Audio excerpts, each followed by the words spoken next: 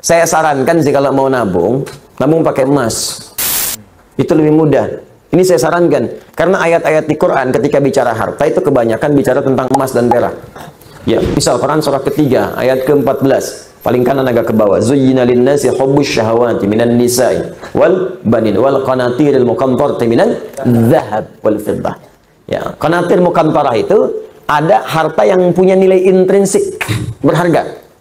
Yang kalau dikumpulkan punya nilai. Jadi ada harta yang punya nilai intrinsik, ada yang ekstrinsik. Intrinsik itu di dalamnya memang ada nilainya. Ya sudah ada nilai, jadi nggak berpengaruh oleh apapun. Emas itu, kalaupun pecah, masih bisa dijual. Ya, tapi uang kalau sobek ya kertas kok. Nilainya berubah-ubah. Makanya sekarang selalu mengalami devaluasi. Menurut saya bukan mengalami penurunan, tuh memang nilainya diturunkan dengan kepentingan tertentu. Dulu itu masih menggunakan emas. Ya, masih menggunakan emas. Isyarat Quran, hadis masih dipakai. Bahkan di Amerika pun masih pakai. Pada tahun 1930-an, 1934 dan 1932 itu diuji coba.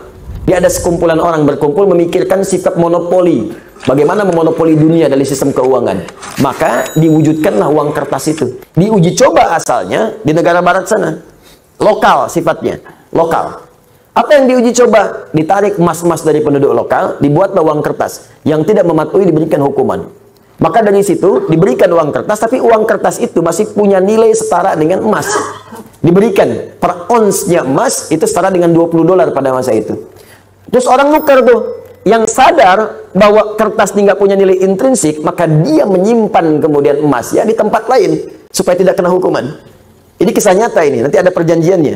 Nah teman-teman sekalian, apa yang terjadi? Ketika uang itu sudah menyebar dan emasnya cukup terkumpul, maka diturunkan, didevaluasi nilainya. Yang tadinya per onsnya $20, ya diturunkan nilainya. Seakan-akan harga emas itu jadi naik, padahal emas itu segitu-gitu aja. Ya, uangnya turun lagi. Jadi berapa? $35. Ya, nilainya terus bertambah. Jadi seakan-akan jadi mahal gitu. Ya, padahal uangnya diturunkan, nilai uangnya yang turun, bukan barang yang naik. Apa yang terjadi ketika mereka melihat kemudian jadi nilai itu berkurang, si emas itu kemudian punya nilai lagi, disetarakan lagi, akhirnya mereka borong lagi. Melihat uji cobanya berhasil, maka dipaksakanlah ke seluruh dunia.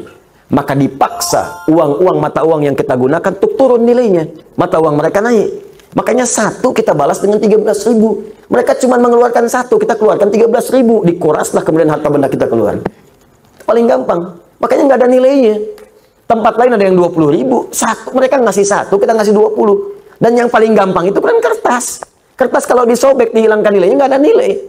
Sudah pulaunya keluar, sudah hartanya keluar, sudah emasnya diambil, ditukar dengan kertas. Mana ada kita nukar emas dengan kertas? Kertas nggak ada nilainya, disobek udah hilang. Bagaimana sekarang kalau mereka hilangkan? Kami sudah tidak menggunakan sistem uang lagi. Sementara harta benda kita sudah pindah. Apa yang mau kita sesali kemudian hari?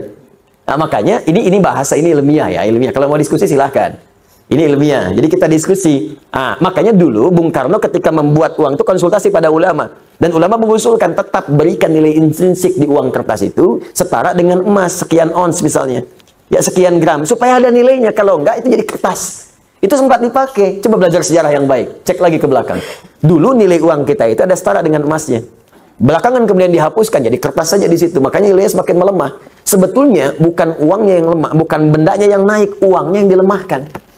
Kalau bendanya segitu-gitu aja, tempe kan gak berubah segitu-gitu juga. Cuma nilai uangnya melemah, seakan-akan tempenya naik, padahal keratnya segitu aja. Akhirnya tempe pun disesuaikan dengan uang. Ya kan, 2.000 tebel, 1.000 tipis gitu kan. Ya, 500 udah tipis dibelah. Itu kan? Itu cuma belajar di situ. Terus ada perjanjian dulu, se-Eropa itu diajak kumpul.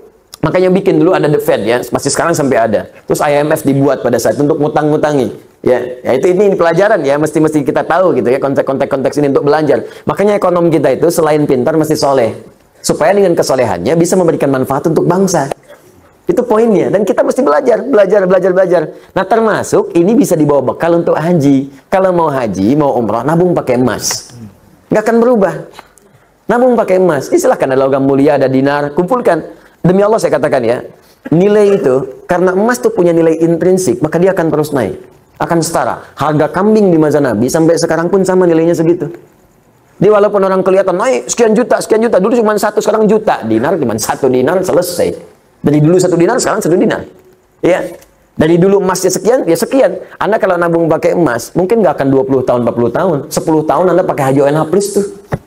Kenapa? Karena yang Anda kumpulkan tuh nilainya itu terus naik. Sementara kalau Anda nabung segitu-gitu juga, juta ya sejuta. 25 juta ya 25 juta. Cuman persoalannya ketika berangkat, didevaluasi nilainya seakan jadi mahal. Naik. Di kerja keras Anda itu terkumpulnya cuma segitu. Coba bayangkan kalau 10 tahun Anda dapat penghasilan, belikan emas, belikan emas, belikan emas. Mungkin akan turun jaraknya. Orang yang nabung 20 tahun nanti lama-lama, mungkin Anda cuma 10 tahun pakai warna plus. Dapat Anda di situ. Kalau nggak percaya silahkan coba buktikan pelan-pelan di situ. Dan tidak melanggar hukum. Karena uang transaksi yang kita gunakan tetap rupiah. Kita nabung pakai emas, jual pakai rupiah, setelah itu berangkat. Ya kan? Apa yang dilanggar? Nggak ada yang dilanggar. Dan kita memberikan pelajaran bahwa ada nilai di balik itu ketika mengikuti tuntunan-tuntunan Rasulullah SAW, menghidupkan nilai kebangsaan kita di situ. Jelas sampai sini? Usaha dengan mengumpulkan harta.